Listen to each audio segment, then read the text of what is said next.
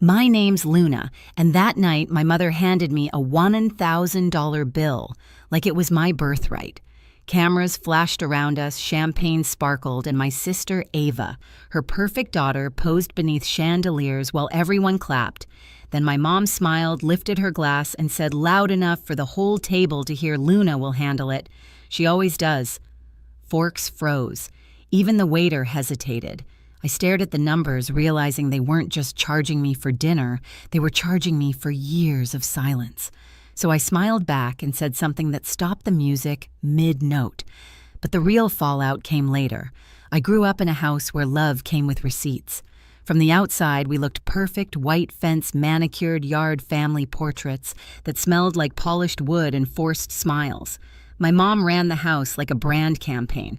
Everything had to sparkle, especially my sister Ava. She was the golden child, the one with the soft curls and the voice that made adults melt. At every family gathering, someone would say, "She's going to be a star," and Mom would beam like it was her own achievement. Then they'd turn to me, sitting a few feet away, hands still sticky from washing dishes, and add, "And Luna, she's the smart one." It sounded kind, but it wasn't. It was a polite way of saying, "You'll never shine like her." When Ava wanted ballet lessons, Mom didn't hesitate. When I wanted a science camp, she sighed about money and told me to check the library for free programs. I remember stitching up the hem of my hand-me-down dress while Ava twirled in silk under living room lights. Dad would film her rehearsals, smiling behind the camera. I was the shadow holding the spotlight cord. By high school, the script was set. Ava got praise for existing. I got responsibility for everything else. When she needed gas money, I lent it. When she wanted to study abroad, I worked double shifts at the diner to help. Mom called it family teamwork. I called it quiet erasure.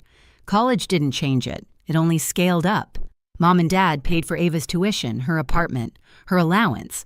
I went to nursing school on loans, living in a shared apartment that smelled like ramen and cleaning supplies. I worked nights in a care facility tending to patients who thanked me more than my own family ever had. Every time I sent Mom a picture in my scrubs, she replied with a heart emoji or nothing at all. Then I'd scroll and see her post so proud of Ava chasing her dreams. I learned not to expect applause. Still, I kept showing up to family dinners telling myself peace was worth the silence. But peace built on humiliation always cracks. You start feeling it in the smallest ways, in the way your name never makes the toast, in the way the bill somehow slides toward you every time the waiter walks by. By the time Ava's 30th birthday came, I already knew the pattern. I just didn't know that night would be the one I finally broke it. The invitation to Ava's birthday dinner arrived in a glittery envelope with embossed gold letters. Private room, black tie. Mom added a note in her looping script. "It'll be a beautiful night for your sister. Don't be late. No, please. No, thank you. Just expectation wrapped in cursive. Noah." My boyfriend read it over my shoulder and muttered, "Looks expensive." I laughed it off, though my stomach tightened. "It always is," I said. The restaurant they chose wasn't just fancy. It was the kind of place where they pull out your chair and call you miss before you've even sat down. Chandeliers shimmered like champagne bubbles.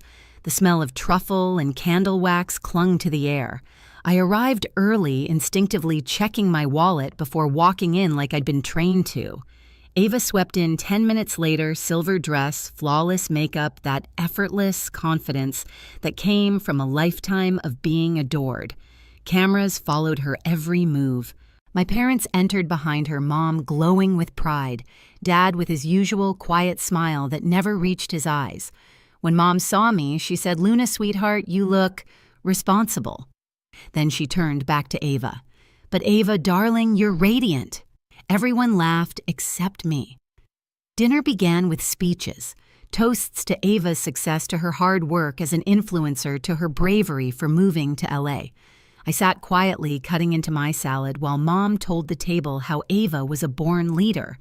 Every word felt like a pin pressing into my skin. Noah leaned close and whispered, "You okay?" I forced a smile. "Yeah, just counting how many ways I can disappear."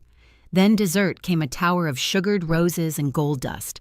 The waiter approached with a leather folder and a polite nod. "Miss Luna," he said. He placed it neatly beside my plate. At first I thought it was a mistake.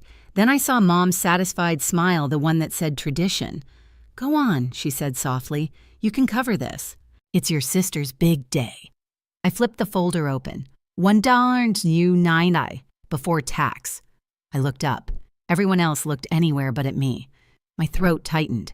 "Is this supposed to be funny?" I asked. Mom's eyes didn't flicker. "It's family. We all do our part." My father shifted, pretending to check his phone. Ava sipped champagne. I could feel my pulse pounding in my fingertips. Noah's hand brushed mine under the table. "Don't," he whispered. "Not again." Something inside me snapped, not loud, not visible, but final. Years of being the responsible one, the one who handled it, the one who swallowed the insult and smiled. I set the folder down, calm and deliberate. "If Ava is your pride," I said, "my voice even let your pride pay tonight." The air turned still. You could hear the clink of one fork dropped somewhere down the table. Mom's face stiffened. "Don't embarrass us, Luna." I met her eyes. "I'm not. I'm just done auditioning for your approval." That was the moment, the quiet break between obedience and freedom. And once that line was crossed, there was no going back. No one moved. The air inside that glittering room felt thick, like the chandeliers were holding their breath with me. Ava's perfect smile trembled just enough to betray her. "Luna," she whispered, voice sugar-coated and shaky, "please don't do this here." I turned to her slowly. "Where else, Ava? You humiliated me in public my entire life. Maybe it's time you feel what that's like." A murmur rolled through the table. My aunt's fork scraped against porcelain. Someone coughed to break the silence. But Mom wasn't used to silence, she was used to control. "Sit down," she hissed, the way she used to when I was a child who'd spoken out of turn. I didn't. "This isn't about money," I said. "It's about math. Years of subtraction from me added to you, and the balance is overdue." Mom's jaw tightened. "You owe this family respect." I laughed softly. "Respect goes both ways. Tonight mine comes with interest." The waiter hovered awkwardly. "Would you like separate checks, ma'am?" Mom waved him off. "She'll pay. She always does." I looked at the bill one more time, then slipped a few bills inside, just enough to cover my drink and the service. I closed the folder, slid it toward Mom, and said quietly, "That covers what I consumed." Noah stood, then his chair scraping against marble. "We're leaving." Mom's voice rose sharp and trembling. "Ungrateful. After everything we've done for you," I turned back, steady, unflinching. "You didn't raise a daughter. You raised an accountant for your pride." A gasp rippled through the table. Ava's eyes glistened, her lower lip trembling not out of guilt, but embarrassment. The cameras that had been snapping pictures seconds earlier now sat forgotten. I picked up my coat. "Enjoy your celebration." And as I walked out, heels clicking against marble, something inside me went quiet. Not broken, just done. Outside, the winter air hit like truth. Cold, sharp, honest. My breath turned white under the streetlights. Noah caught up, slipping his hand into mine. "Luna," he said softly, "you okay?" For the first time, I answered, "I think I might be." Behind us, the laughter inside faltered, and for once, I didn't turn back to fix it. The next morning, I woke to a dozen missed calls, Mom, Dad, even Ava. I didn't answer any of them. I sat at my kitchen counter, coffee going cold, replaying every word I'd said the night before. Part of me expected guilt to flood in, that old reflex to apologize for speaking too loud, but it didn't. What filled me instead was clarity. Quiet, heavy, undeniable. By noon, the messages had changed tone. "You embarrassed your sister. You humiliated your family. We need to talk." I didn't delete them. I saved each one like evidence. Noah texted, "You did what everyone else was too scared to do. Don't back down now." Still, I couldn't shake the ache. You spend a lifetime being trained to please, and when you finally break that pattern, even freedom feels like betrayal. I kept seeing Mom's face in that frozen second, her perfect composure cracking her pride, bleeding through the mask. That afternoon, the doorbell rang. I opened it to find my father standing awkwardly with his hands shoved deep in his coat pockets. He looked smaller somehow. "Can I come in?" he asked. We sat at my kitchen table, the same one I'd bought secondhand when I first moved out. It wobbled slightly like it had survived storms of its own. He cleared his throat. "You caught your mother off guard," he said. "You could have handled it privately." I stared at him. "Privately? When she's humiliated me publicly for years." He sighed, avoiding my eyes. "She doesn't mean harm. She just loves differently." I almost laughed. "No, Dad. She controls differently." His silence said everything. It was the same silence that had followed me through childhood at recitals, graduations, dinners, his quiet approval of her cruelty. And for the first time, I said it out loud. "You watched her do it," I said softly. "You watched her make me small, and you called it peace." His shoulders slumped. "I didn't know how to stop her. You could have tried," I said. "That would have been enough." He looked at the mug in his hands. "I'm sorry, Luna." I believed him. But apologies can't rewind years. They can only start clocks over. The next weekend, I got another text from Ava this time. "Can we talk?" We met at a small cafe near the hospital where I worked. She arrived in oversized sunglasses, still trying to hide behind image. When she took them off, I saw it shame, or at least something close. "I didn't know it felt like that for you," she said. "Mom said you were just sensitive." I sipped my coffee, letting the silence hang. It's easy not to know when everything's built around you. She fidgeted with her bracelet. "She's been furious. She says you ruined my birthday." I looked at her steady. "No, Ava. I ended a tradition. There's a difference." She exhaled shakily. "I never asked them to treat you that way." "That's true," I said, "but you never asked them to stop either." Her eyes glossed. "I didn't realize it hurt that bad." "It's not the money," I said. "It's the message. Every time I paid, they told me I was worth less, and I believed them until that night." We sat there in silence for a long time. Then softly, she said, "I want to fix it." "You can't fix it," I said. "You can only stop repeating it." A week later, Mom called. Not texted, called. Her voice was tight, like she'd practiced every word. "You embarrassed me," she said. "In front of family, friends, everyone." I told the truth, I replied. "You could have spoken to me privately." "Privately never worked," I said. "You only listen when there's an audience." She inhaled sharply. "Do you know how ungrateful you sound?" I leaned against the counter, calm. "Do you know how cruel you've been?" There was a pause. Then the sound of her soft, incredulous laugh. "You think you're the victim?" I smiled faintly. "No, I think I'm the survivor." Silence stretched. Then she said, "You've changed." "Yes," I said simply. "Boundaries will do that to a person." She hung up. That night I sat on my balcony, city lights flickering like distant stars. The air was cold sharp, but it felt honest. For once, I didn't need anyone to tell me I'd done the right thing. The peace in my chest was louder than her silence could ever be. 2 weeks later, Dad called again. "Your mom's been quiet," he said. "She doesn't know how to reach you. She doesn't need to," I said gently. "If she ever learns how to talk without hurting, I'll be here." He nodded. "She's proud of you, you know. She just doesn't say it." "Then she's still not proud," I said. "She's proud of the idea of me, not the real one." He smiled sadly. "You sound just like her when you're sure you're right."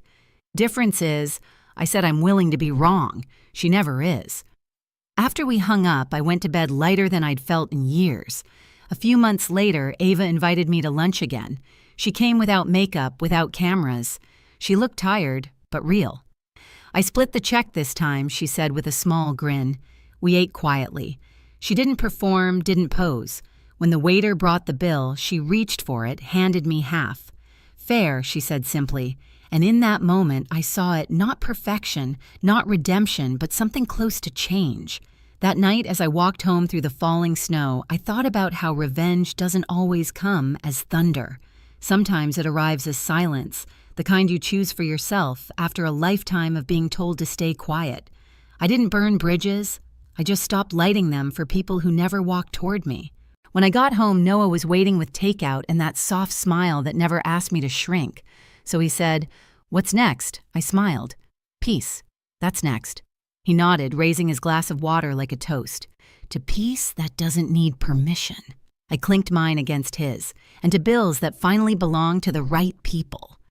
For the first time, laughter didn't feel like pretending. Weeks passed.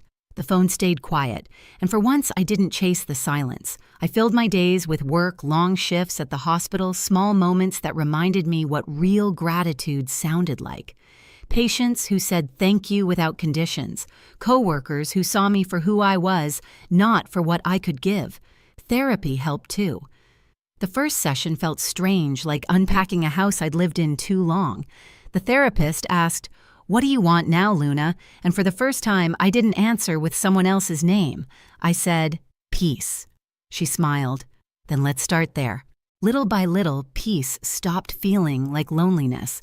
I learned how to sit with quiet without mistaking it for punishment. My apartment, once just walls between shifts, became a home. I planted rosemary on the balcony, framed my nursing certificate, started cooking dinner instead of grabbing takeout on the way home. Dad called occasionally. He didn't say much, but when he did, his tone was different, gentler, curious. He asked about my patients, my hours, even my plants. I didn't need apologies anymore. Consistency was enough. Ava began sending postcards from places she actually earned her way to small modeling gigs not paid for by Mom. She wrote things like, "I'm learning to pay my own bills. It feels good." And it did feel good to see her learning the value I'd been forced to live with all along. Mom stayed quiet for months, until one day a plain envelope arrived in the mail. No glitter, no signature, flourish, just a short note, "Dinner, if you're willing, my treat." I smiled but didn't rush to answer. Healing doesn't mean returning. It means choosing how to meet someone again. I placed the note on my fridge beside a photo of me and Noah at the farmer's market, my small, ordinary joy. The caption in my head said it all, "Respect is the price of admission," and I'm finally worth every cent. Some nights I still think about that dinner, the flicker of chandeliers, the stunned silence after I said no. But it doesn't sting anymore. It reminds me that sometimes the most radical act of love is saying enough. I don't hate my family. I just stopped financing their comfort at the cost of my dignity. And in that space, something new grew, peace that wasn't borrowed pride, that didn't need permission. If you've ever been the quiet one, the reliable one, the one everyone assumes will handle it, I see you. You don't owe anyone your silence, your money, or your peace just to keep the room comfortable. Love without respect is manipulation. And walking away isn't cruel, it's clarity. If this story hits somewhere deep, share it below. Tell me where you're watching from. And remember, respect isn't given, it's earned. Hit subscribe for more stories like this.